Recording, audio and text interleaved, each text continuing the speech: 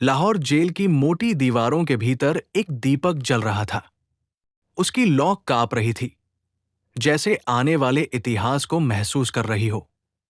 भगत सिंह अपनी कोठरी में बैठे थे। हाथ में किताब थी, लेनिन की। चेहरे पर भय नहीं, बल्कि एक अजीब सी शांति थी। बाहर पहरा दे रहा सिपाही बार बार उन्हें देख रहा था, जैसे पूछना चाहता हो, तुम्हें डर नहीं लगता? भगत सिन्हा मुस्कुरा दिए। उसी रात हजारों मील दूर साबरमती आश्रम में महात्मा गांधी प्रार्थना के बाद अकेले बैठे थे। सामने अखबार खुला था। भगत सिंह, राजगुरु और सुखदेव को फांसी की सजा। गांधी जी ने चश्मा उतारा, आंखें बंद की। मन में प्रश्न उठा, क्या ये बलिदान रोका जा सकता है? और अगर रोका जा सकता है, तो क्या मुझे रोकना चाहिए? अगले दिन वायसराय इरविन से बातचीत थी। गांधी इरविन समझौते की चर्चा चल रही थी। देश में उम्मीद की किरण जागी थी। कांग्रेस के कई नेता बोले, बापू, अगर आप चाहें तो इस समझौते की शर्तों में भगत सिंह की सजा माफी भी रख सकते हैं। गांधी जी चुप रहे। उन्हें याद आया चौरी चौरा। जब हिंसा हुई थी तो उन्होंने पूरा आंदोलन रोक दिया था। और अब भगत सिंह, जो कहते थे बम और पिस्तौल से नहीं, विचारों से क्रांति आती है। लेकिन फिर भी उन्होंने बम फेंका था, भले ही बिना किसी को मारे। फांसी से कुछ दिन पहले गांधी जी को संदेश भेजा गया, अगर आप चाहें तो भगत सिंह से मिल सकते हैं। गांधी जी जेल पहुंचे। लोहे की सलाखों के पीछे दो युग आमने सामने खड़े थे।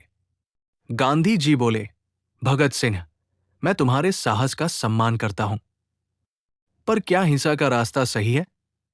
भगत सिंह ने शांति से कहा, बापू, मैं हिंसा का पुजारी नहीं हूं, पर कभी कभी सोए हुए समाज को झकझोरने के लिए विस्फोट जरूरी होता है, आवाज का, विचार का। गांधी जी ने पूछा, अगर मैं कोशिश करूं तो क्या तुम फांसी से बचना चाहोगे? भगत सिन्हा मुस्कुराए, बच जाओ तो जीऊंगा क्रांति के लिए, मर जाओ तो मरूंगा क्रांति के लिए। फैसला आपके हाथ में नहीं, इतिहास के हाथ में है। इतिहासकार आज भी बहस करते हैं, क्या गांधी जी चाहते तो फांसी रुक सकती थी? गांधी जी कानूनी और नैतिक दबाव बना सकते थे, वायसराय से सजा कम करवाने की कोशिश कर सकते थे, पर ब्रिटिश सरकार उदाहरण बनाना चाहती थी। गांधी जी को डर था कि अगर हिंसक क्रांति को नैतिक मान्यता मिली तो स्वतंत्रता के बाद भारत किस दिशा में जाएगा? 23 मार्च 1931 शाम का समय। लाहौर जेल 3 फांसियां झूल रही थी। 3 चेहरे शांत थे। भगत सिंह ने फांसी से पहले कहा, इंकलाब जिंदाबाद। उसी समय साबरमती में गांधी जी की आंखों से आंसू बह रहे थे। उन्होंने प्रार्थना में कहा, हे ईश्वर, इन युवाओं का बलिदान व्यर्थ न जाए। गांधी जी शायद कोशिश कर सकते थे, लेकिन यह कहना कि वे जरूर बचा सकते थे, इतिहास के साथ अन्याय है।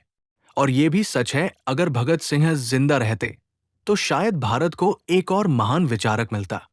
और अगर वे शहीद न होते तो शायद उनकी आवाज इतनी अमर न बनती। भारत को गांधी भी चाहिए थे, जो नैतिकता की राह दिखाए, और भगत सिंह भी, जो बलिदान की आग जलाए। इसलिए यह कहानी किसी एक की हार नहीं, बल्कि एक राष्ट्र के जन्म की पीड़ा है। इंकलाब भी जिंदा है और अहिंसा भी। ये कहानी आपको अच्छी लगी हो तो वीडियो को लाइक और चैनल को सब्सक्राइब जरूर करें। धन्यवाद।